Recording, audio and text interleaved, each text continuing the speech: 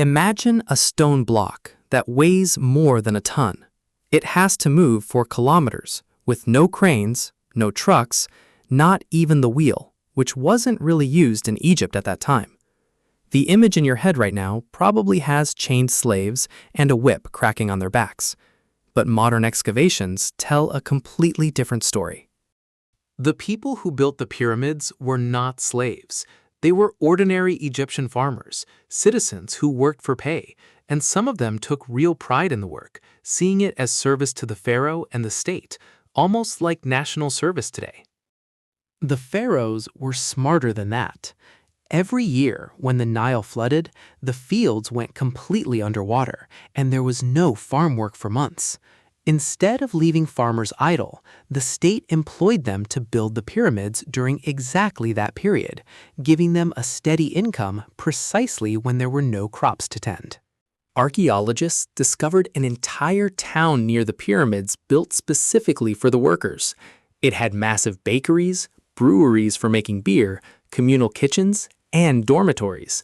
This wasn't just a work site, it was a full living community.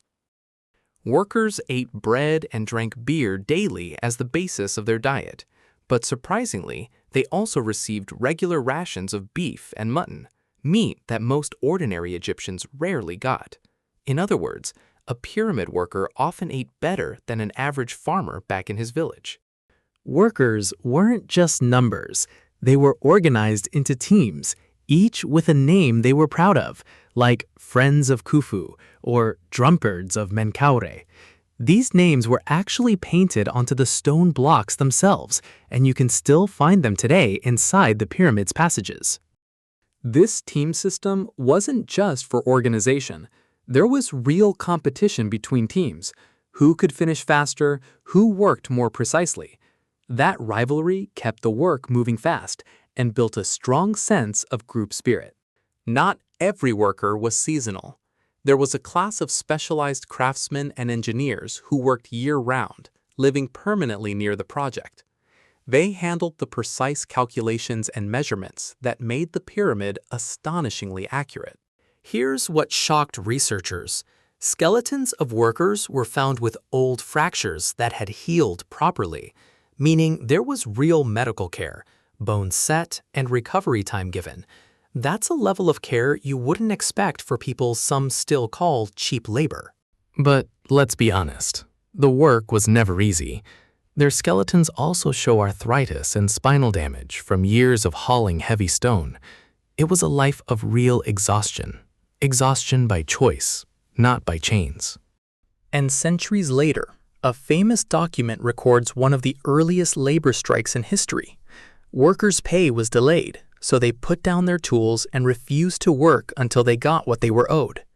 The state actually responded and paid them. Even the ancient Egyptian worker knew the value of his rights. And here's the proof that seals it. Some of the most skilled workers were buried in their own small tombs right next to the pyramid, with titles proudly carved describing their work. That is not an honor given to slaves. It's given to people a state genuinely respects.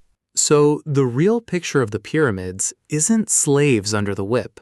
It's a whole state that organized itself and an army of farmers and craftsmen who worked by choice to build something that defies time. And they succeeded because the pyramid is still standing more than 4,500 years later. If you enjoyed this, don't forget to subscribe and turn on notifications. We've got more episodes coming on the hidden secrets of ancient civilizations you probably never heard of. See you in the next one.